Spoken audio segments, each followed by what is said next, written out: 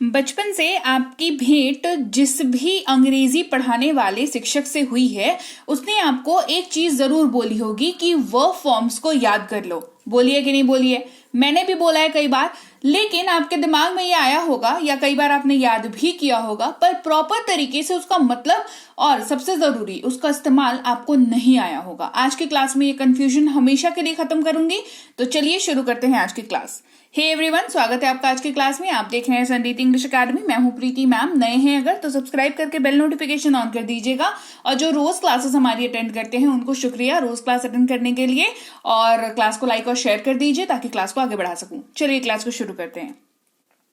तो हम लोग आज कुछ वर्ब्स को लेंगे, उनका मतलब समझेंगे, और सबसे ज्यादा जरूरी क्या कि वो किन के साथ किस कंडीशन में इस्तेमाल होते हैं और आपको कैसे इनको इस्तेमाल करना है ये भी साथ में हम करेंगे। और ये काम हम लोग पांचों वर्ब फॉर्म के लिए करेंगे।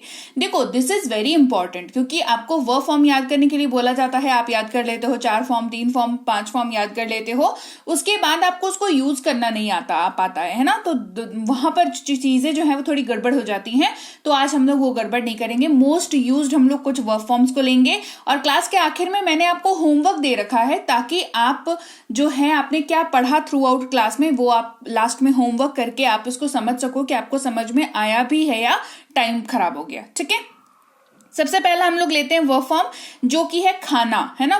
सबसे ज्यादा यूज होता है, चाहे एग्जाम्पल्स की बात करें चाहे आम जिंदगी की बात करें, खाना हम सबको पसंद है। तो भाई इसकी जो वर्ब फॉर्म होती है वो होता है ईट, EAT, ईट। ये जो है पहला फॉर्म वर्ब का जो है वो इसको कहा जाता है।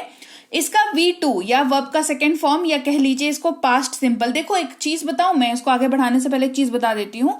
ये जो present simple, past participle, present participle, ऐसे करके अगर आप वर्ब फॉर्म को याद करोगे ना तो कभी याद नहीं कर पाओगे। ये बहुत कड़वी सच्चाई है। तो आप इसको, अगर आपको समझ में आता है तब तो बढ़िया बात है, कोई दिक्कत नहीं है ना, कि हाँ भाई हमें प्रेजेंट पार्टिसिपल समझ में आता है, हमें पास्ट सिंपल समझ में आता है, तो हम तो भाई ऐसे ही याद करेंगे। करिए, कोई दिक्कत वाली बात नहीं है। लेकिन अगर आसानी से बिल्कुल ही मतलब सही मायने में आपको याद रखना है तो आप इसको वर्ब का पहला फॉर्म, दूसरा फॉर्म, तीसरा फॉर्म, चौथा फॉर्म और पांचवा फॉर्म के तरीके से याद रख सकते हैं, या फिर मेरा तरीका इस्तेमाल कर सकते हैं, that is V1, V2, V3, V4, V5 and that is it. आपको पास्ट पार्टिसिपल का है या प्रेजेंट पार्टिसिपल का है, अंग्रेजी बोलने में ये कोई नहीं पूछता, ना ही आपको इसको मेंशन करने की जरूरत होती है। तो इट इज इंपॉर्टेंट कि आप इसको सीखो और इस्तेमाल करो, ना कि नाम याद रखने के चक्कर में रह जाओ, है ना। तो पहला जो वर्ब फॉर्म होता है वो होता है ईट, खाने का ईट। उसके बाद है खाया जो कि होता है एट। फिर तीसरा है खा चुका है, ये वर्ब का तीसरा फॉर्म है, खा चुका है ना, तो ये हो जाता है ईटन। फिर खा रहा है जो कि हो जाता है ईटिंग, और वर्ब का जो पांचवा फॉर्म है वो होता है ईट्स। अब पहले फॉर्म में और पांचवे फॉर्म में क्या फर्क है वो समझ लो, क्योंकि यूज में आपको यही आने वाला है सबसे ज्यादा। तो सबसे पहला जो फॉर्म होता है दैट इज ईट, इसका इस्तेमाल आप IUVD के साथ कर सकते हैं, या ये कह लीजिए कि आपको IUVD के साथ वर्ब के पहले फॉर्म का इस्तेमाल करना होता है। वहीं पर अगर आप वाक्य में ही, शी, इट या कोई भी नाम यूज कर रहे हैं अपने सब्जेक्ट के तौर पर अपने वर्ब में, अपने वाक्य में, तो आपको वर्ब का पांचवा फॉर्म यूज करना होता है। अब दोनों में डिफरेंशिएट कैसे करेंगे, कैसे याद रखेंगे? तो देखो, वर्ब के पहले फॉर्म में या तो S लगता है या तो ES लगता है, जिससे वो वर्ब का पांचवा फॉर्म बन जाता है। ठीक है, समझ में आ रही है बात क्या बोल रही हूं? तो ईट में अगर हमने S लगाया है तो वो ईट्स बन गया, और अब वो रेडी है ही, शी, इट और किसी भी नाम के साथ इस्तेमाल होने के लिए। ये पहला वाला पेज है, इसी वजह से आपको इतना ज्यादा यहाँ पे समझने की जरूरत है। इसके आगे फिर अपन एग्जाम्पल्स करते जाएंगे और समझते जाएंगे, फिर आखिर में होमवर्क करेंगे। ठीक है, तो सबसे पहले ईट, एट, ईटन, ईटिंग और ईट्स, ये है V1, V2, V3, V4, V5। और खाना, खाया, खा चुका है, खा रहा है, और इसका भी लास्ट वाले का भी खाना। ठीक है, उदाहरण देख लो। जैसे कहते हो अगर आप कि मैं रोज एक सेब खाता हूं, तो कहेंगे आई ईट एन एप्पल डेली, ये वाला। ठीक है, अब वहीं पर यहाँ पर सब्जेक्ट जो है, कौन एप्पल खाता है? भाई मैं एप्पल खाता हूं, तो आई हो गया सब्जेक्ट। वहीं पर अगर सब्जेक्ट वाक्य कुछ ऐसा है कि वह रोज एक सेब खाता है या वह रोजाना एक सेब खाता है, तो यहाँ पर सब्जेक्ट जो है वो है वह, है ना, वह यानी कि ही या तो शी। तो हमने ही मान के चला है, ठीक है, एग्जाम्पल हमारा ही के लिए है। तो ये हो जाएगा। आप क्या बनाओगे, अगर इसका देखा देखी बनाओगे तो कहोगे ही ईट एन एप्पल डेली। आप अगर इस वाले वाक्य में और इस वाले वाक्य में मैच करोगे तो सिर्फ एक चीज को छोड़ करके बाकी सारी चीजें कॉमन है। एन एप्पल डेली कॉमन है। सब्जेक्ट हमने अकॉर्डिंगली चेंज किया है पर्सन के हिसाब से। इसके अलावा क्या चेंज है, ईट और ईट्स का चेंज है। ईट्स यहां पर क्यों लगा, क्योंकि यहां पर सब्जेक्ट हमारा चेंज हो गया। Getting my point. तो मैं रोज एक सेब खाता हूं, I eat an apple daily. वह रोज एक सेब खाता है, he eats an apple daily. Clear. मैंने रोजाना एक सेब खाया, I ate an apple daily. वह रोजाना एक सेब खाता था या उसने रोजाना एक सेब खाया, ही एट एन एप्पल डेली। मैंने रोज एक सेब खाया है, I have eaten an apple daily. उन्होंने रोज एक सेब खाया है, he has eaten an apple daily. मैं रोज एक सेब खा रहा हूं, I am eating an apple daily. वह रोज एक सेब खा रहे हैं, he is eating an apple daily.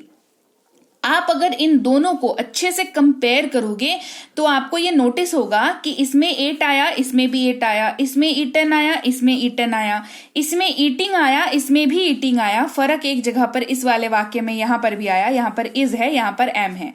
Clear है कि आई के साथ एम लगता है, यूवी दे के साथ आर लगता है, ही शीट नेम के साथ इज लगता है। तो ये वाला डिफरेंस है। लेकिन मेरा पर्पस क्या था, आपको डिफरेंस समझाना, कि आप ये वाला पहला वाला दोनों वाक्यों में आपको डिफरेंस पता रहे। This is very important. ठीक है, चलो अब दूसरा उदाहरण देखते हैं। खेलना, प्ले, खेला, प्लेड, खेल चुका है, प्लेड, खेल रहा है, प्लेइंग, और तीसरा प्लेज, है ना। वह क्रिकेट खेलता है, ही प्लेज क्रिकेट। वह क्रिकेट खेला, उसने, ही प्लेड क्रिकेट। वह क्रिकेट खेल चुका है, ही हैज प्लेड क्रिकेट। वह क्रिकेट खेल रहा है, he is playing cricket. Right, लिखना, रोट, रिटन, राइटिंग, राइट्स, है ना। लिखना, लिखा, लिख चुका है, लिख रहा है। वह एक पत्र लिखती है, शी राइट्स अ लेटर। यहां पर देखो मिस्टेक है, ठीक है, शी राइट्स अ लेटर होगा। क्लियर। तो she writes a letter, I write a letter और शी राइट्स अ लेटर, है ना। उसने एक पत्र लिखा, शी रोट अ लेटर। उसने एक पत्र लिखा है, she has written a letter. वह एक पत्र लिख रही है, she is writing a letter. पढ़ने की बात हो रही है, study, studied, studied, studying, studies, है ना। ये स्टडीज हो जाएगा, आई ई एस लगता है इसमें, ठीक है, ये आई ई और एस लग जाएगा, यहाँ पर स्टडीज हो जाएगा। ठीक है, अब देखो यहाँ पर हमने वी का एग्जाम्पल लिया है। वी की हिंदी होती है हम, तो हम रोज 1 घंटे पढ़ाई करते हैं, we study for an hour daily. हमने रोज 1 घंटे पढ़ाई करी, we studied for an hour daily. हमने पढ़ाई कर लिया है, वी हैव स्टडीड। हम पढ़ाई कर रहे हैं, वी आर स्टडिंग। फिर देखो हंसने की बात हो रही है, तो हंसना, लाफ, हंसा, लाफ्ड, हंस चुका है, लाफ्ड, हंस रहा है, लाफिंग, और हंसना, V5 लाफ्स। ठीक है, यहां पर क्या है, शी है, तो एस वाला ये V5 लगेगा पहला वाला वाक्य में। वो बहुत हंसती है, शी लाफ्स अ लॉट। वह हंसी, शी लाफ्ड। वो आज बहुत हंसी है, she has laughed a lot today. वह हंस रही है, शी इज लाफिंग। रोना, क्राई, है ना। तो रोना, रोया, रो चुका है, रो रहा है, और रोना, तो cry, cried, cried, crying, cries, है ना। रोना मत, डू नॉट क्राई। वह रोया, ही क्राइड। वो बहुत रोया है, ही हैज क्राइड। वह रो रहा है, ही इज क्राइंग। फिर है देखना, यानी कि सी, तो सी, सॉ, सीन, सीइंग, सीज। ठीक है, यहां पर क्राइज नहीं होगा, यहां पर SEES। ठीक है, सीज। तस्वीर में देखिए, just see in the picture, मैंने तस्वीर देखी, आई सॉ द पिक्चर, मैंने देखा है, आई हैव सीन, मैं देख रहा हूं, आई एम जस्ट सीइंग। वो मुझसे कहता है, कहने की बात हो रही है ना। से, सेड, सेइंग, सेज। वो मुझसे कहता है, ही सेज टू मी। उसने मुझसे कहा, ही सेड टू मी। उसने मुझसे कहा है या वो मुझसे कह चुका है, he has said to me. वह मुझसे कह रहा है, he is saying to me. अगला, गाना, सिंग, सैंग, संग, सिंगिंग, सिंग्स। मैं गाना गाता हूं, आई सिंग अ सॉन्ग। मैंने गाना गाया है, आई सैंग अ सॉन्ग। मैंने एक गाना गाया है, आई हैव संग अ सॉन्ग। मैं गाना गा रहा हूं, I am singing. Walk, walked, walked, walking, walks. Rohan रोज टहलता है, रोहन वॉक्स डेली। रोहन रोज टहलता था, रोहन वॉक्ड डेली। रोहन टहल चुका है, या रोहन घूम चुका है, रोहन हैज वॉक्ड, रोहन टहल रहा है या रोहन चल रहा है, रोहन इज वॉकिंग। तो हमने ये सारे को इस्तेमाल करके देखा और सब्जेक्ट में भी आई यू वी दे हमने देख लिया इस्तेमाल करके, ही शी और नाम हमने इस्तेमाल करके देख लिया। तो अब आपको बहुत केयरफुल रहना है जब आप वाक्य बनाओ वर्ब फॉर्म्स का इस्तेमाल करके, बिकॉज इस्तेमाल इज वेरी इंपॉर्टेंट। अब बारी है होमवर्क की, जिसको आपको करना है। मैंने यहाँ पर आपको वर्ब फॉर्म्स दे दिए हैं और 2 सब्जेक्ट मैंने आपको यहाँ पर दिया है, एक दिया है आई और एक दिया है ही। इन दोनों का इस्तेमाल करके आपको इन हिंदी वाक्यों को ट्रांसलेट करना है। कमेंट सेक्शन में मुझे बताना है कि किस में कौन सा फॉर्म यूज होगा। जैसे मैं काम करता हूं तो क्या होगा, वह काम करता है तो इसकी अंग्रेजी क्या होगी। देखो कुछ है नहीं, इसमें ज्यादा कुछ करना नहीं है, ठीक है, सिर्फ वर्ब का ही इस्तेमाल होगा। Work, worked, worked, working, works, यही 5 इस्तेमाल करके ये वाला सेक्शन भी बन जाएगा और ये वाला सेक्शन भी बन जाएगा। कोई एक्स्ट्रा वर्ड ऐड करने की आपको जरूरत इसमें नहीं पड़ेगी। हाँ, हैव हैज को देख लेना और इज एम आर को देख लेना, ठीक है। तो ये आपको एक जगह पे इस्तेमाल पड़ेगा कॉन्टिन्यूअस वाले फॉर्मेट में, और तो उसको आपको करना है। ये होमवर्क है, होमवर्क मुझे कमेंट करके बताओ ताकि मैं रिप्लाई कर सकूं कि भाई कितनों ने सही बनाया, कितनों ने गलत बनाया, और ये मैं बता सकूं कमेंट सेक्शन में। इसके अलावा व्हाट्सएप भी कर सकते हो, तो व्हाट्सएप पे भी रिप्लाई कर दूंगी कि सही बनाया गलत बनाया। तो लीजिए भाई, ये थी आज की क्लास। तो क्लास अगर आप यहाँ तक देख रहे हैं, इसका मतलब है कि आप बहुत सीरियस हैं अंग्रेजी बोलने को लेकर के, और यकीन मानिए ये क्लास आपके बहुत काम आएगी अंग्रेजी बोलने को लेकर के। तो क्लास कैसी लगी कमेंट करके मुझे जरूर बता दीजिएगा। क्लास को लाइक और शेयर तो आपने कर ही दिया होगा। आप देख रहे हैं संरीति इंग्लिश अकेडमी, मैं हूं प्रीति मैम। सब्सक्राइब करके बेल नोटिफिकेशन भी फटाफट से ऑन कर दीजिए।